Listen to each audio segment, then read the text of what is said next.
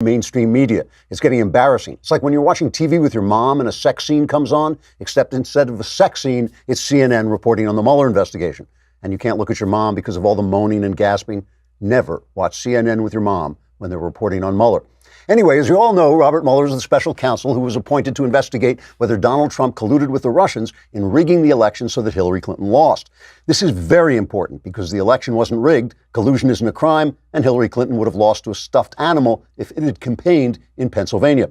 Still, we all know this investigation is very important because the news media keeps telling us how important it is. And when they tell us their cheeks get all red and they have those little high-pitched hitches in their breathing, that makes you sorry you watch this show with your mom.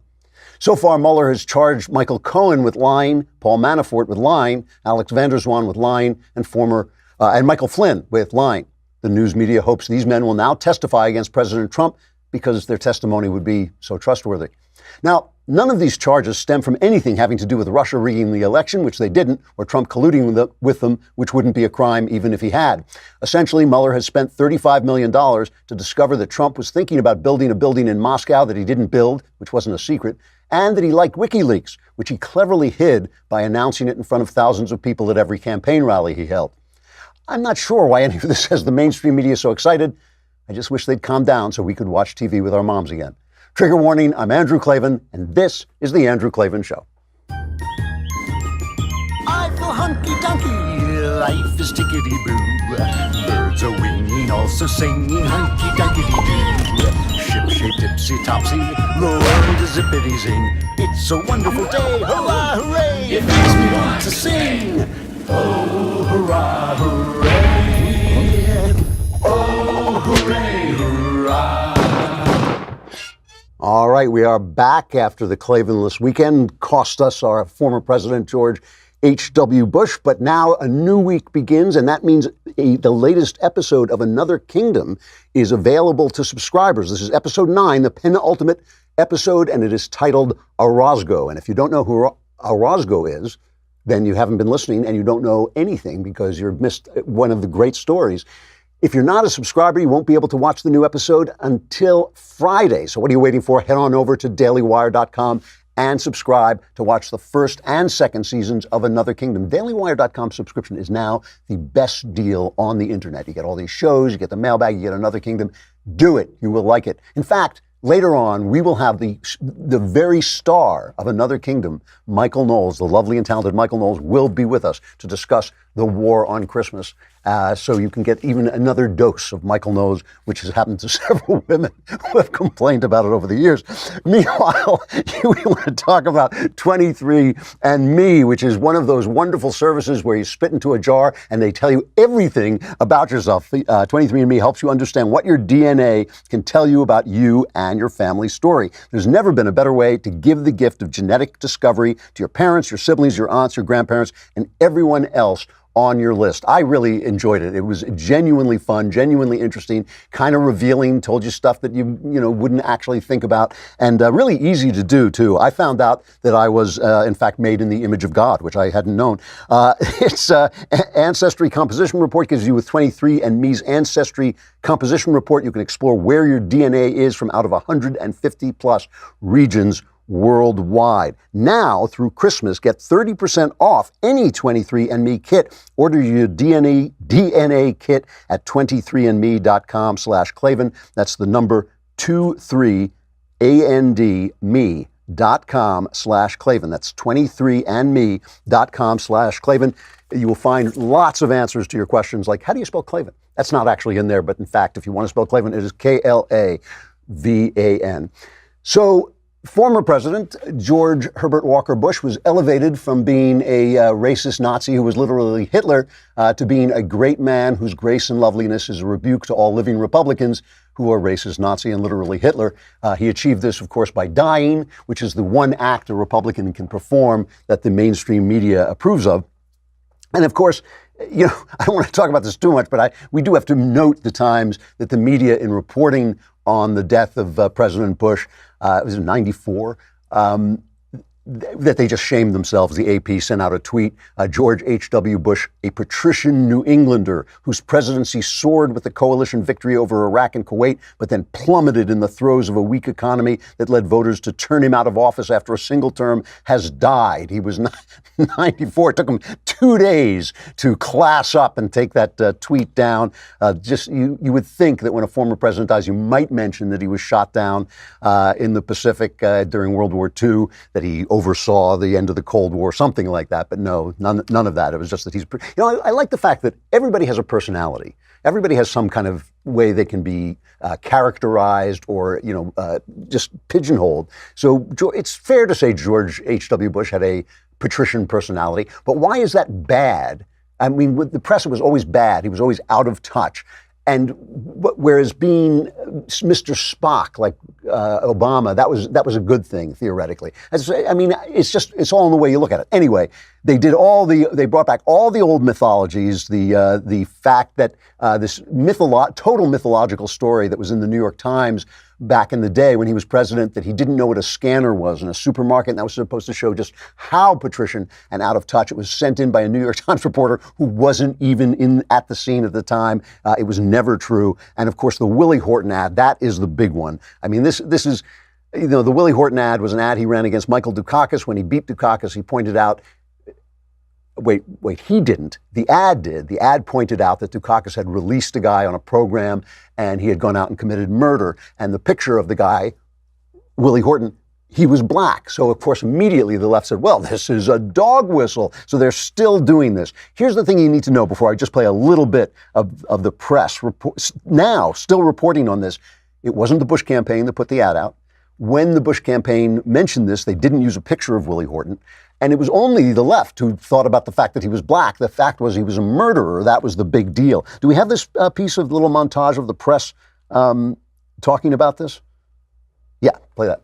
This is also a president whose campaign, included the Willie Horton ad, the most famous dog whistle ad, until this cycle. Bush and his allies made up the ground by attacking Dukakis as too liberal. Soft on defense, they said, and soft on crime. His revolving door prison policy gave weekend furloughs to first-degree murderers not eligible for parole. One was Willie Horton, who murdered a boy in a robbery, stabbing him 19 times. The strategy worked. In the end, Dukakis lost 40 states, and Bush was president. Do you think that the Willie Horton ad against Michael Dukakis ushered in a new era? Because while that is still a bad ad, when you look at it now, it seems tame compared to what kind of ads are on the air every 2 years. It seems tame now, but that was something that hinted at racial animosity. It was certainly by no means George Bush's best moment in later years.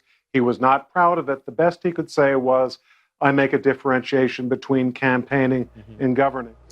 I mean, this is so offensive because there's no one there. There's no one in the media to turn around and say, wait, let's go back to the assumption that this is a racist ad. Never mind the fact that the Bush campaign didn't even put the ad out. They never ran the ad. It was a third party that did it. And then Bush had mentioned this incident but didn't put the picture of the guy up there. But the entire premise that if you show a black criminal, it is anti-black is absurd. It's like the premise that if you criticize George Soros, you're anti-Semitic, or you criticize Barack Obama, you're anti-black. That's a ridiculous premise, but there's no one in the media to turn to anyone else in the media and say, you know what, our entire premise is a left-wing premise and it's nonsense. I have a couple of things I want to say about George Bush. First of all, I think it's worth noting that he was the last president from the greatest generation. He was a wartime guy who had fought in World War II. He was a pilot he was the youngest pilot, I believe, of a bomber in the a Navy pilot. If you want to read about his ordeal, read Flyboys by James Bradley, which is a wonderful book. During the battles in the islands, these horrible battles when they were trying to dislodge the Japanese, he did a bombing raid over Chichijima, which was, Iwo Jima was part of that island chain. And he hit the target, but then took flak and went down. Other members of his crew were killed. He was paddling out there in a raft for 4 hours while other pilots were taken by the Japanese. killed and then cannibalized. The Japanese enjoyed eating parts of their victims, and Bush was fortunate enough to be rescued by a submarine, and other planes flew around him to protect him. He was a genuine war hero, and he won the Distinguished Flying Cross, I believe it was. And, you know, he was a man of character. I mean, this is the thing I just want to get to, because I'm going to have some criticisms about some of the things he did. But I want to mention that his character was really something. I mean, he had served his country. He had been a businessman, an oil man. He became head of the CIA, a congressman. He was all kinds of things. Finally, vice president, and a loyal vice president to Ronald Reagan, whom he didn't really sympathize with or agree with, but he always said that Reagan was very good to him and he was very loyal to him. I just want to play this one cut, because Dana Carvey was the Saturday Night Live guy who did the imitation of him. So Bush invited Carvey to his Christmas press conference and was friendly toward this guy who had been mocking him all this time, which I just think kind of shows you it was a different time, and that he was a man of that kind of character who could laugh at himself. Play that. The way to do the president is to start out with Mr. Rogers. It's a beautiful day in the neighborhood. Then you add a little John Wayne. Here we go. Let's go over the ridge. You put them together. You got George Herbert Walker Bush. Dana's given me a lot of laughs. He said to me on the phone, "You sure you really want me to come there?" And I said, "Yeah." And he said, "I hope I've never crossed the line." And I knew exactly what he meant. And as far as I'm concerned, he never has. And the fact that we can laugh at each other is a very fundamental thing. I'm not sure on November 4th that the invitation would have gone out and had the same enthusiasm, but we're shifting gears, and I think he's given us a wonderful kickoff to what I hope will be a joyous, totally friendly, very happy, somewhat nostalgic, but Merry Christmas for everybody. So, you know, you can say, and you would be right, that Donald Trump would never have that kind of grace to somebody who had criticized him, but you also have to say that the people making fun of Trump and who have been making fun of George W. Bush and making fun of Mitt Romney didn't have that grace either. Their humor was a lot meaner and even more one-sided than SNL has been all these years, and comedy has been all these years. Back in those days, they actually told jokes about the Democrats as well, which no longer happens. But the thing is, after George Bush came Clinton, his son, George W. Bush. He's the only president besides John Adams whose son became president.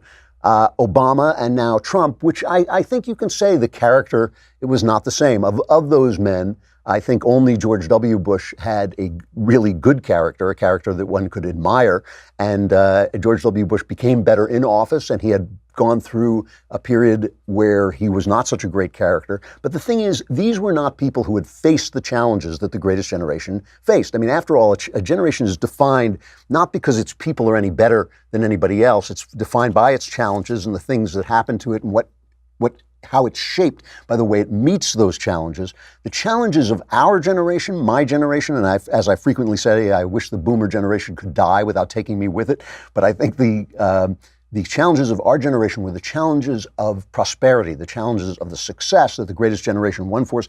And those are the times, that's the time when nations decay. That's when nations decay at their pinnacle of success. If you look at the Republic of Rome, it was after they beat Carthage, after they rose to a pinnacle of success, that they rapidly, I mean, with dizzying speed, descended into civil war and violence, and ultimately the Republic fell. So I want to talk about that death spiral and how it kind of comes out of after George H.W. Bush.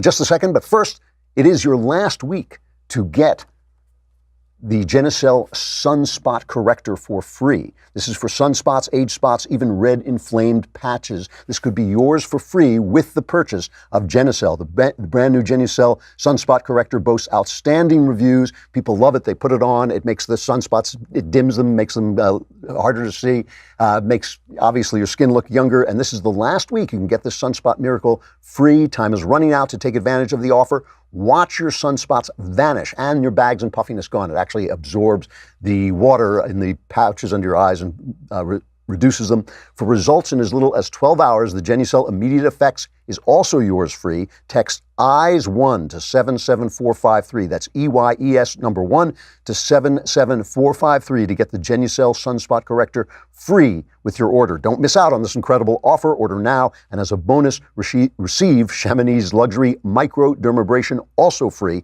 Rejuvenate and unclog pores for instantly radiant, baby soft skin. Just text EYES1 to 77453. EYES number 1 to 77453 to get the Genucel Sunspot Corrector free with your order. You know, you look at France and you see what a death spiral looks like. I've said before, I think Europe is already dead, but it's just going through the last kind of twitches of its death. But I think what happens in success to a country, when it reaches that pinnacle of success that this country reached, for instance, after World War II, is the next generation feels that it has no challenges, no opportunity for heroism, and therefore no meaning in its life. They want meaning, and so they exaggerate every clash. They exaggerate every little thing that happens, and they lose the ability to communicate with the opposite side. And that's what you saw with George Bush inviting Dana Carvey and making fun of himself, allowing himself to be made fun of, the way that he spoke in a civilized way. Maureen Dowd wrote a piece about how they got along, even though she frustrated him with her attacks on him all the time, that he was constantly writing her affectionate letters, saying he liked her. He didn't know why he liked her, but he did, even though she was mean to him. When you lose that ability to communicate, what happens is the powerful have no way of identifying with the weak, and the weak have no way of respecting what the powerful have done in creating the world around them. And this is what happened in Rome. I fear that it's happening here. It's certainly happening in France. I mean, Paris is burning.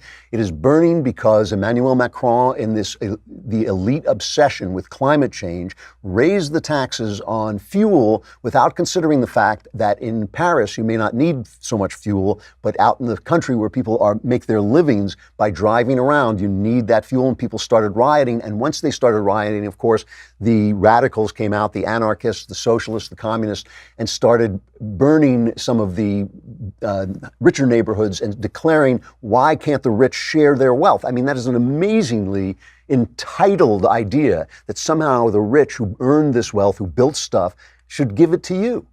You know, that's the conversation that happens in a death spiral. The conversation that happens is, we don't care about you. We're raising taxes on you because we are fascinated with this climate change narrative. So that's what the powerful do to the weak. And then the weak say, why don't you give us your money?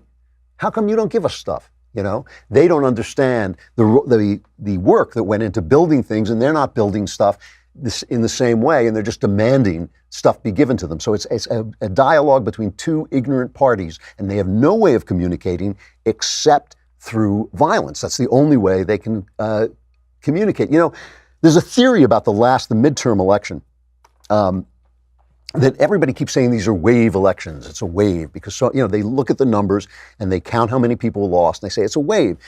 And yet almost every midterm election now, is a wave election. And Selena Zito, who has been writing some very intelligent stuff about this, put forward a theory that what we're not seeing is a wave. We're seeing the public trying to correct the drift of the government and the government not listening. So in other words, as the government becomes too radical under Obama, they vote out all the Democrats. They leave Obama in there because they liked him and he was president, but they voted out Democrats across the country. So the Republicans started to think like, oh, well, they like us, so we should just, play to our base. We should emphasize the most radical part of our agenda. So then, of course, Trump gets in and they vote all the Republicans out. And the Democrats are thinking, great, now we can go back to the Nancy Pelosi, disaster. And all it is really is the public saying, no, get back to the middle. I mean, what is the middle in this country? This country is a very tolerant, culturally very tolerant country. There's not, if you've ever been anywhere else on earth, you know that this is the least racist country in the world. This is a country where people in general do not want to bother you about who you're screwing. They don't want to bother you about the color of your skin. They just want you to show up, do your job, and go home. That's what they want. They want to leave you alone. But it's also a country where people want to be free and where they understand that free markets make the money that gets shared around in these, socialist and Democrat policies. But I repeat myself. So it is a country where the people still get how the government is supposed to work. But the government doesn't. The government just thinks, oh, they love us, so we're just going to go and play to our base, play to our funders, and go as radical as we possibly can. We lose the ability to have this conversation.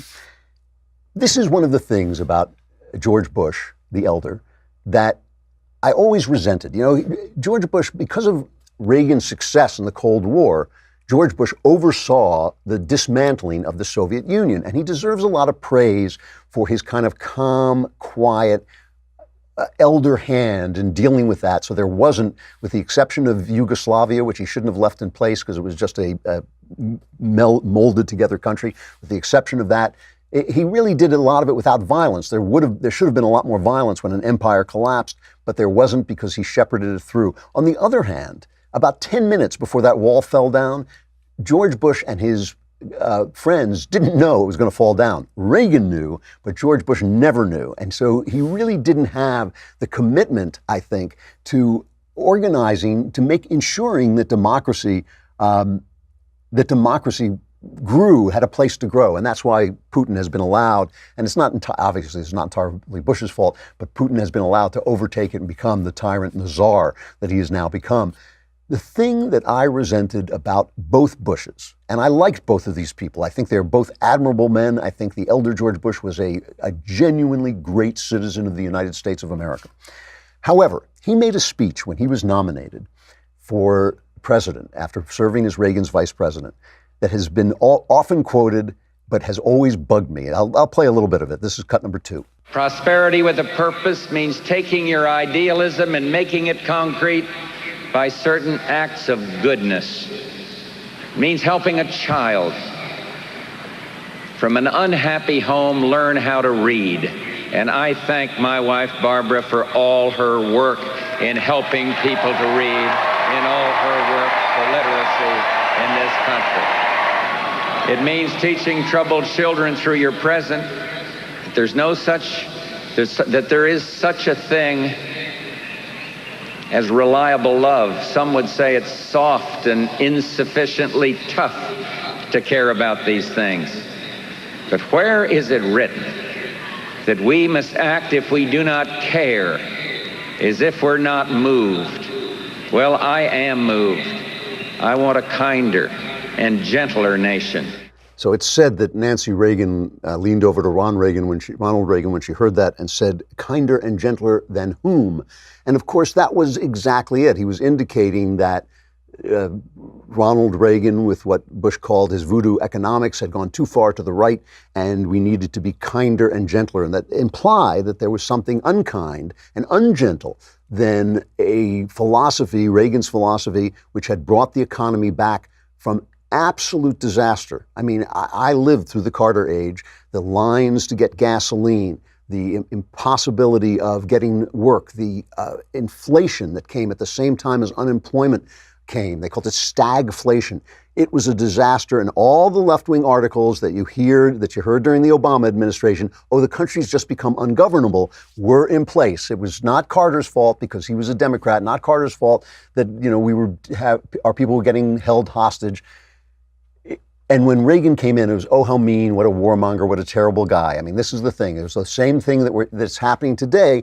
And so he said this is going to be a kinder, gentler time. He was basically repudiating the conservatism that had brought the country back from the brink and had freed the millions and millions and millions of people in Eastern Europe. What's not kind? What's not compassionate about that? And his son W did the same thing when he started talking about compassionate conservatism. The implication is that there's something not compassionate about conservatism. Now, here's the thing about this. This always bothered me about the Bushes. William Buckley, I'm quoting this from memory, so I may not have it exactly right, but William F. Buckley said about George Bush, he's conservative, but he's not a conservative, and the article makes all the difference, meaning he doesn't hold the conservative philosophy, even though he has conservative instincts. But here is the thing. I have to admit that though this annoys me tremendously, conservatism does have a problem with communicating its compassion. It does have a problem. There are too many damn conservatives sitting around saying things like, well, you know, the blacks, the crime rate among blacks, Or, these people in the middle of the country who are taking OxyContin and killing themselves, let them die and decrease the surplus population. They do talk like that. Conservatives do talk like that. And how can you possibly continue to win elections when you talk like that? Mia Love in Utah lost her election and gave a very bitter, very angry concession speech. She was the one, Mia Love, who did not ask for Trump's help because they were voting against Trump in that election. And Trump said, Mia Love gave me no love, and she lost. And this was before the election had even been decided. It was very close. And as always, the close election goes to the Democrats because they steal them. And Mia Love came out and she not only attacked Donald Trump, but she had this to say about minorities. This is cut number 5. Above all, my experience in the last year has provided me a big reminder of who I am and what my purpose is. This election experience and these comments shines a spotlight on the problems Washington politicians have with minorities and Black Americans. It's transactional. It's not personal. You see, we feel like politicians claim they know what's best for us from a safe distance, yet they're never willing to take us home. This is a really interesting point because conservatism is a very male philosophy. And when I listen to Mia Love, what I hear is the voice, as a married man for many, many decades. Well, I know when I'm hearing my wife say something that sounds irrational to me, but is right. This drives every husband crazy, right? You're listening to your wife and she's saying something and it doesn't make any sense and she's right. This is why women drive men crazy. This is why men die first. It's because they say these things. Women say, I'm listening to her and I'm saying, who has benefited under Trump, right? Black people, they're working with historic numbers. Under Ronald Reagan, blacks, second only to single women, benefited from the Reagan boom more than any other group. And right now, people, minorities, Latinos, blacks, they are doing really well under the Trump economy. So I'm listening to her and I'm saying, what are you talking about? Why are you complaining about this? But she's right. And this is the thing that makes people like George H.W. Bush and George W. Bush play to the media and basically admit or indicate that conservatism is not compassionate. We don't go into the neighborhoods and explain ourselves and listen. We don't go in and listen, and we don't go in and say, here is my plan for doing this. We forget that the founders of this country, James Madison said this, said the object of government is the happiness of the people. We always forget that. Now, obviously, we want the least government possible. That was what the founders wanted to. Obviously, we want to be free, but we're not supposed to sit here while people are, this latest piece of news that the life expectancy has gone down in this country, despite the advances we've made in curing cancer. I shouldn't say we've made, the scientists have made in curing cancer and beating back the death rate from cancer. It's all from suicide. It's all from drug addiction. It's all from despair. It is from despair. If people are despairing, the leaders of the country have to go out and talk to them. Now, Trump did go out and talk to them, but he does have a problem communicating compassion and decency to the rest of the country. And that is why Mia Love was voted out of office. People voted against her because they wanted to speak up to Trump. They want the country somewhere in the center where it's tolerant, but it's not socialist. That's basically what they said. They voted in conservative Democrats who will now vote for socialist programs, because they're wolves in sheep clothing, and they voted against. What's the problem with Trump, right? Everything is going so well. He's doing such a good job. It's obviously the way he is. The thing that people are voting against is the roughness, the kind of uncaring, the boorishness. That's what we're not communicating. I think we ought to listen to Mia Love, even though it drives us crazy. It's like the old joke among conservatives about liberals was they would say it works in practice, but does it work in theory? But that's a problem with conservatism too. It doesn't matter how good your theories are if the people are suffering and if they don't feel heard. Coming up tonight, Don't miss our next episode of Daily Wire Backstage, the holiday edition. It may well be that I, who never wear any kind of costume, might put on a Santa Claus hat to go with my beard. If not, I may just wear my beard. Daily Wire God King Jeremy Boring, Ben Shapiro, Michael Knowles, and me will be talking holidays, politics, culture, and how the left ruins every single one of them. So be sure to tune in. And as always, the lovely Elisha Krause will be classing up the place and taking your questions as they roll in. Daily Wire subscribers get to ask questions, so make sure to subscribe today. And you also get Another Kingdom. It's only one episode left. You want to see these editions. They're so beautiful. Come on over and subscribe to dailywire.com. The star of Another Kingdom, Michael Knowles, will be with us in a moment. But first, I got to say goodbye to Facebook and YouTube. Come over to dailywire.com and subscribe. It's a lousy $10 a month, a lousy $100 for the year. You get the Leftist Tears tumbler, and more importantly, we get your money.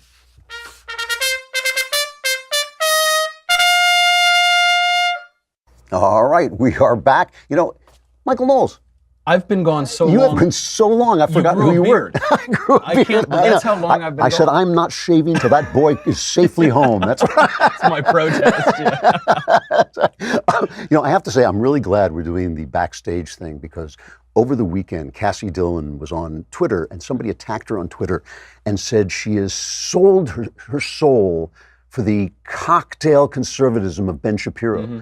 And I thought, I sold my soul to Ben. I didn't get any cocktails. Where's the cocktail? Yeah. Where are the cocktails? I have to bring my own cocktails when I come here at 9 in the morning. All right? I know. So at least I got to renegotiate my contract. On the backstage show, we get the cocktail. So Another Kingdom's coming to an end already. I know. This is pretty sad. I know. This is the greatest Christmas gift that anybody can give to one another. You'll be able to watch the whole thing. It'll all be out by Christmas. It'll all be out by Christmas. We actually planned it right this time. We kind of got a little messed up last time, but there's still a third season. I hope we'll do the third season. Well, from the numbers, it looks like we will. It's been really well. It's been really popular. You are now the most famous actor in California who doesn't have a job. I think that, yeah, I'm certainly the most famous conservative actor other than Clint Eastwood. Yes. But I'm also the only one who's occasionally employed. So I guess that's it. You and Clint, that's it. Yeah. That's the entire list. That's right. So, it makes sense, by the way, because Clint talked to an empty chair and I wrote an empty book. Maybe this is the secret. Wait a minute. It's the emptiness. It's the emptiness of conservatism that we're trying to So I wanted to talk. You're our cultural correspondent. Yes. So I wanted to talk about the war on Christmas, because how goes the war on Christmas? You know, I've got, first of all, we should correct some conservatives, even conservatives, deny the war on Christmas. This is amazing to me. It's amazing. It's amazing, yeah. Do you know the majority of Americans deny the war on Christmas? The majority of Republicans deny the war on Christmas. Really? There is a war on Christmas. It's gaslighting. It is gaslighting. It obviously exists. Did you ever see the movie Mars Attacks? Oh, one of the great movies. Isn't that a great, where they run around going, we come in peace? Yeah. You know, there's no war on Christmas. There's no war on Christmas. Happy holiday, happy holiday. Well, in Boston in 2005, they officially renamed the Christmas tree the holiday tree. They did. They did. It became the official Boston Common holiday tree. The Obamas, when they were in the White House, removed the word Christmas from the Christmas card. No, they didn't. Yes, they did. You can look at all of the White House Christmas cards. Virtually all of them say Merry Christmas, Holly here, all this. For some reason, I got a Christmas card under W, but I haven't gotten one since. I don't know why. What? Even under this guy? I don't know. Did he send you a Christmas card? I didn't. I haven't gotten mine either, actually. And he has my address. You're on Fox and Friends. You may get I have breakfast with him at least once a week. Yeah.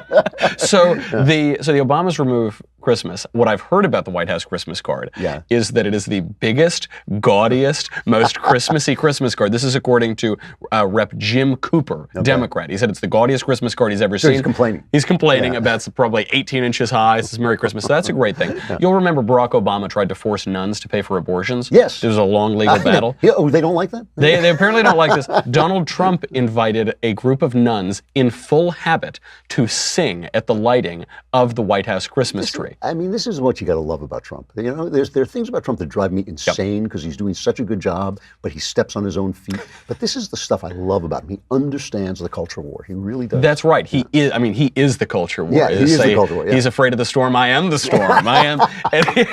So he brings the nuns. Bear, yeah. I mean, I think he must have called up his religious advisor and said, "I need the most Catholic. I want the most if they can have a glowing sign on their head." So they've got this, and then you see it most clearly, by the way, at Starbucks. Yeah, because everybody always complains about those cups, the Yes. Starbucks cups. So what happened? You can trace them. You can say, I think we have the pictures. You can see from the beginning of Starbucks to the present, we've got, snowflakes and holly and all this nice stuff. In 2015, it became just a red cup. Became a red, just nothing on it. 2016, it was worse. It was a green cup with this mosaic of random people, and there was no sense of the Christmas season at all. Then the next year, Donald Trump is already elected. You get red and white again, a little snowflake, some presents, a little hand-holding. 2018, I've got holly, I've got twinkling stars. Is that right? Oh yeah, I went into Starbucks. I want the Magi. Oh, it was Next great. year's like a little crash level. I just kicked in the door on November 1st. I was Christmas music already playing. It's Christmas blends of coffee, and so. Obviously, the war on Christmas in America, this goes back very far. It goes back to the Puritans. Right. It goes back, the Puritans outlawed Christmas. Oh, they that's wanted right. people to work on Christmas. I forgot about that. The Puritans hated Christmas. Oh, they hated it. This has a long-standing history. But really in the 21st century, that's when it kicks in. Walmart is taking Christmas out of their marketing. Target, same thing. Best Buy, same thing. Philadelphia's Christmas Village ditched the word Christmas. Really? So it really had been getting to a fever pitch. yeah. Donald Trump comes in, and he said it explicitly this year at the tree lighting too. Merry Christmas. Did you hear me? Merry Christmas. Yes. He said it again. But because people can't ever be happy, they can't simply be content with what we've got, I have now gotten my ire up because of the war on Advent. The war on Advent. I have to tell you, I have a little bit of war on Advent in me because I'm an Episcopalian and I go to a very Catholic Episcopalian church. So yes. I mean, the liturgy there must be the same as the liturgy at your church. I assume it's much more Catholic at ours. It's acoustic guitars. It is. I mean, we still have the these and those. We use the old liturgy and everything like this. But Catholics and Episcopalians are very grumpy about Advent. I mean, to me, it's the Christmas season, right? We start singing Christmas carols. They will not sing a Christmas carol in an Advent ceremony. And I'm like, give me some. It's kind of like, no, this is Christianity. No joy. No joy. No. What do you that rejoice evermore? Not in Advent. It's like, you must eat your dessert before dinner, don't you? Don't you say, someone serves you a beautiful salad and steak, you say, chocolate pudding, please. Bring me the pudding. Bring me the pudding. That's right.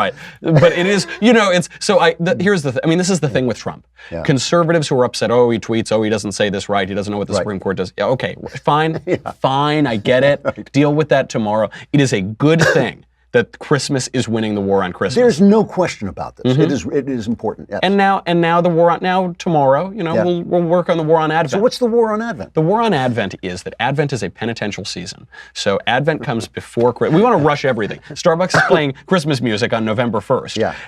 But it's a penitential season where you explore the mysteries of death, judgment, heaven, and hell.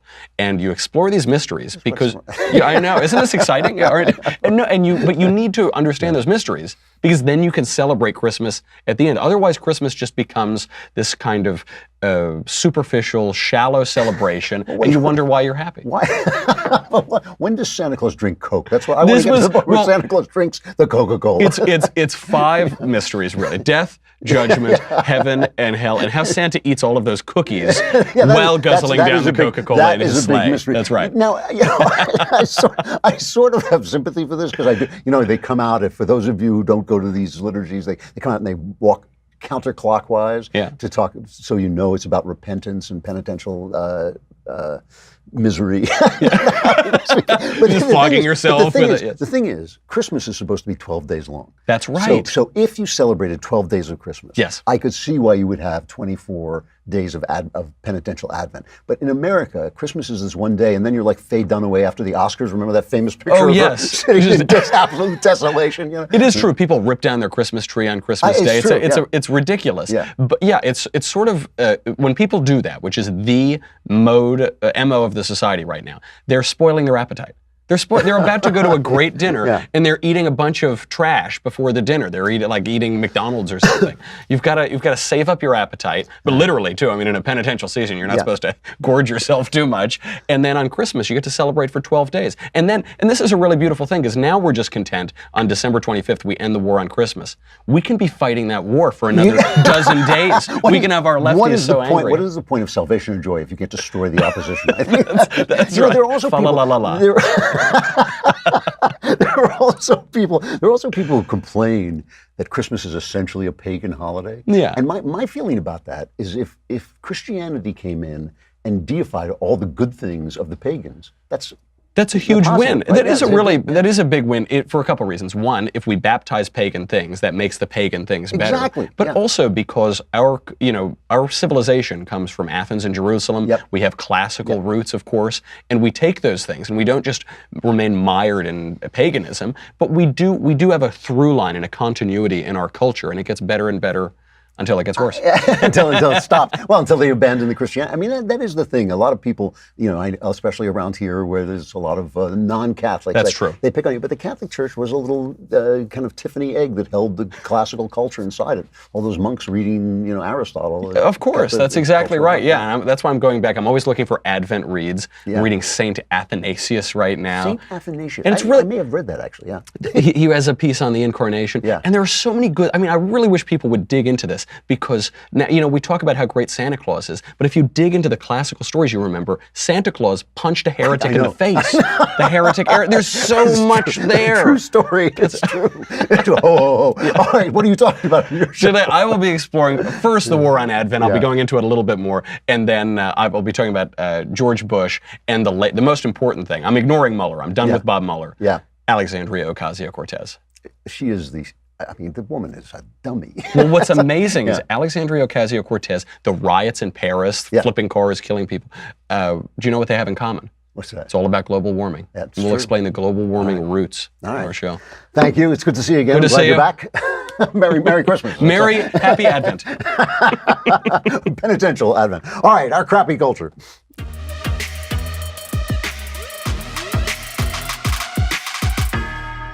So I have to talk about this story about Jeffrey Epstein, the sex-crazed billionaire who had that airplane called the Lolita Express, where underage girls would service powerful men, and where the records show that Bill Clinton flew on the plane, Lolita, of course, being the underage girl from the Nabokov novel.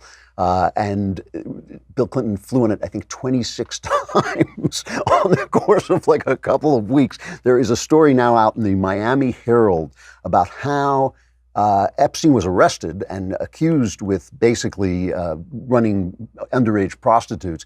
But there was a story about how that case was buried by the guy, Alexander Acosta, who is now the labor secretary, I think, is he the Department of Labor? I think he's the Department of Labor in the Bush administration. I want to just play this piece of this girl. Virginia Roberts was 15. She was working at Mar-a-Lago. She was working at the Trump Hotel when she was recruited by a woman that Epstein used and brought in to become basically his hooker and then spread around to other men. You're just thrown into a world that you don't understand, and you don't know how to, you're screaming on the inside and you don't know how to let it come out.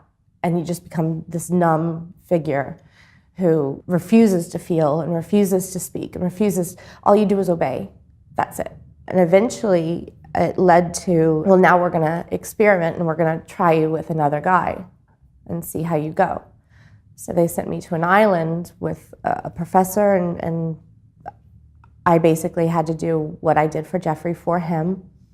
So it's very private. It's the perfect world for a billionaire getting away with what he was doing. He could hold big parties there and have huge orgies there, and nobody would have any idea what was going on because it was so quiet and so protected. And it started with one, and then it trickled into two, and then so on and so forth. And before you know it, I'm being lent out to politicians and to academics and to people royalty. She accuses Alan Dershowitz of being one of the men. He says he denies that. In 2007, the FBI had prepared a 53-page federal indictment charging Epstein with sex crimes that could have put him in federal prison for life. This is from the Miami Herald. But then Miami U.S. Attorney Alexander Acosta, who is now the Secretary of Labor in the Trump administration, signed off on a non-prosecution agreement. These charges could have put Epstein in prison for life.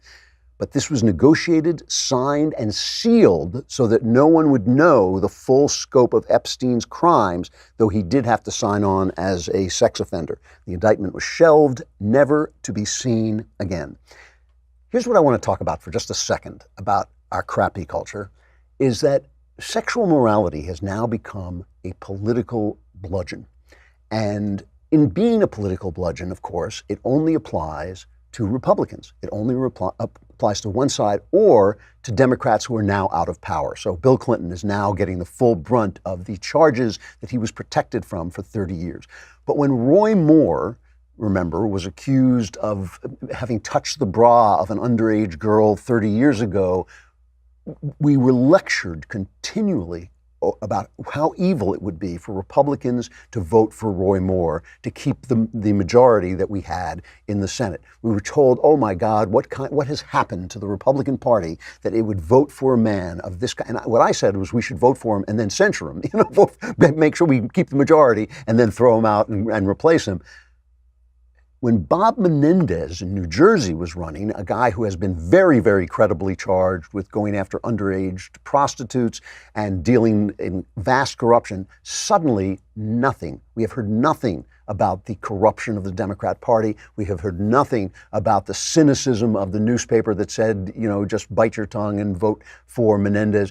I mean, it's all on one side. So what happens eventually? You have one side, the left, the far left, has absolutely no loyalty to the Constitution. They hate the First Amendment. They hate the Second Amendment. They want to ban all kinds of speech. They want to ban all kinds of guns. They are not friends of the Constitution.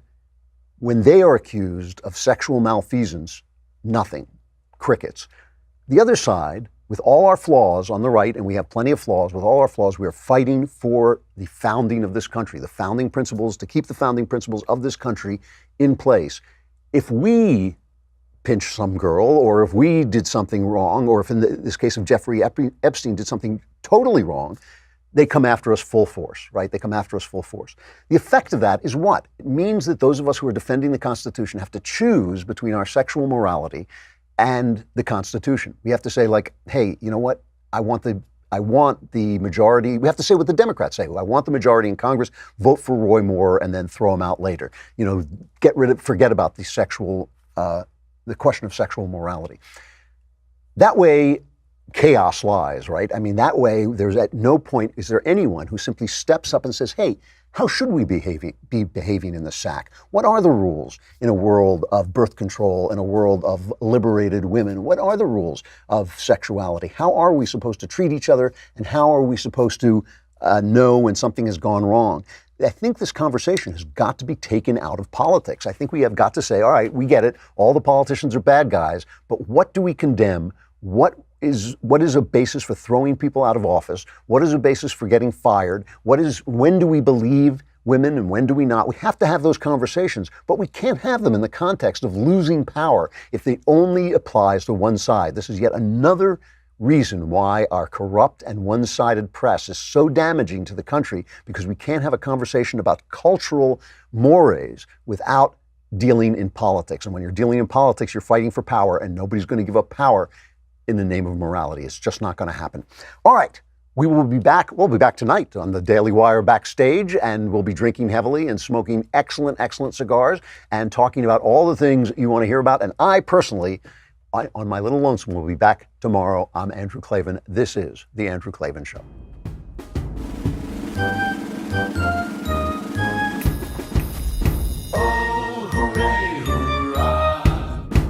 The Andrew Klavan Show is produced by Robert Sterling. Executive producer, Jeremy Boring. Senior producer, Jonathan Hay. Our supervising producer is Mathis Glover. Technical producer, Austin Stevens. Edited by Alex Zingaro. Audio is mixed by Mike Cormina. Hair and makeup is by Jesua Alvera. And our animations are by Cynthia Angulo and Jacob Jackson. The Andrew Klavan Show